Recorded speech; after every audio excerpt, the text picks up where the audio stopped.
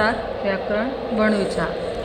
वर्ण भाषा की सबसे छोटी इकाई होने के साथ साथ सबसे महत्वपूर्ण और अनिवार्य इकाई भी है।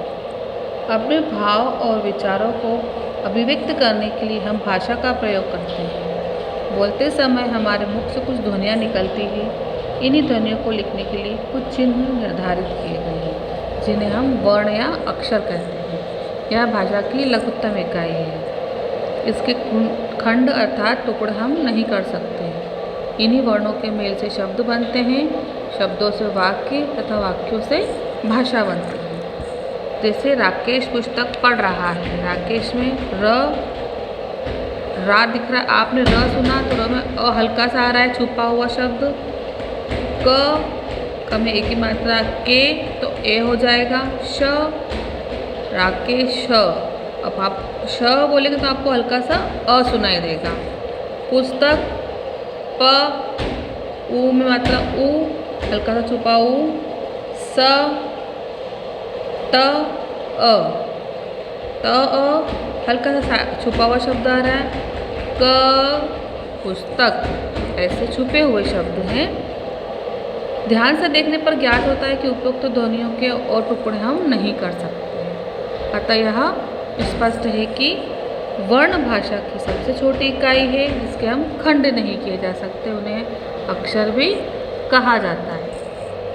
वर्णमाला का शाब्दिक अर्थ है वर्णों का समूह। प्रत्येक भाषा की अपनी वर्णमाला होती है। वर्णों के व्यवस्थित रूप को हम वर्णमाला कहते हैं। हिंदी वर्णमाला में 53 वर्णों का और 3 आगत ध्वनियों का समूह होता है।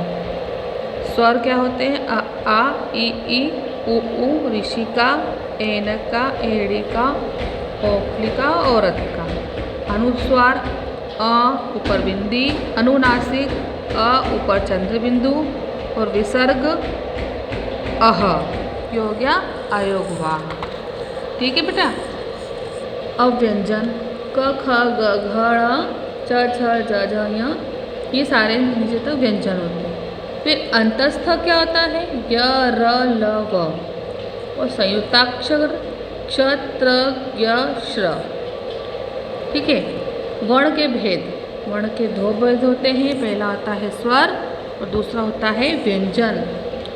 स्वर आपने हिंदी में भी पढ़े पहले और इंग्लिश में पढ़े हैं। जिन वर्णों का उच्चारण करते समय मुख से वायु बिना किसी बाधा के बाहर निकलती है, उन्हें स्वर कहते हैं। हिंदी वर्णमाला में 11 स्वर होते हैं। अ, आ, इ, उ, ऋषिका, एनक, एड़िका, ओ। ठीक है। हिंदी में अब एक आगत स्वर आ का भी प्रयोग किया जाने लगा है। स्वर के भेद। स्वर के 3 भेद होते हैं, हास्य स्वर, दीर्घ स्वर और प्लुप्त स्वर। हास्य स्वर क्या होता है? जिन स्वरों के वर्ण उच्चारण में सबसे कम समय लगता है, उन्हें हम हास्य स्वर कहते हैं। अ, इ, उ, ऋषि व वर्ण हास्य स्वर हो गया। अब दीर्घ क्या होता है?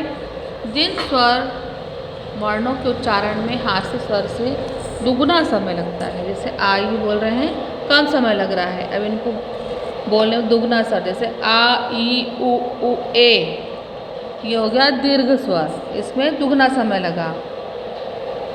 अपलुप्त स्वर क्या होता है? जिन स्वरों के उच्चारण में हास्य से दुगुना लगभग 3 गुना समय लगता है, वो प्लुप्त स्वर कहलाते हैं। कैसे? प्लुप्त प्रकट करने के लिए स्वर के आगे चिन्ह अंकित कर देते। ओम। प्लुप्त का प्रयोग किसी को पुकारते समय या संगीत में होता है। इसमें स्वर और हास्य और दीर्घ से तिगुना समय लगता है। स्वरों की मात्राएं।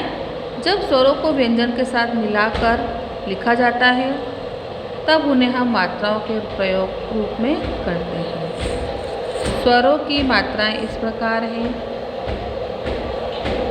आप लोग देखेंगे इसमें। उसके बाद है अयोगवाह। हिंदी में 11 स्वरों के अतिरिक्त 3 वर्ण अ, आ भी जोड़े जाते हैं। इन्हें हम अयोगवाह कहा जाता है। ये स्वर नहीं पर होते, परंतु इनकी भी स्वरों की तरह मात्राएं होती है, अतः इन्हें स्वरों के साथ लिखा जाता है। ये स्वतंत्र रूप से प्रयोग नहीं किए जाते। उदाहरण संध्या, सायंकाल, कंगन, अंग, पंख आदि। अनुस्वार। जब किसी व्यंजन का उच्चारण मुख के साथ साथ नासिका से भी किया जाता है तो व्यंजन अनुस्वार कहलाता है। अनुस्वार का प्रयोग व्यंजन वर्ग के पंचम वर्ण के स्थान पर बिंदु के रूप में किया जाता है। अनुस्वार का उच्चारण उसी पंचम वर्ण की तरह होता है जो अनुस्वार के तुरंत बाद आया हो, जैसे अंतर, कंगन, रंजन, डंका आदि। यदि अरहित पंचम वर्ण के बाद पंचम वर्ण या य, व में से कोई वर्ण आया हो तो वहाँ अनुस्वार का प्रयोग नहीं होता, बल्कि अरहित पंचम वर्ण ही आता है।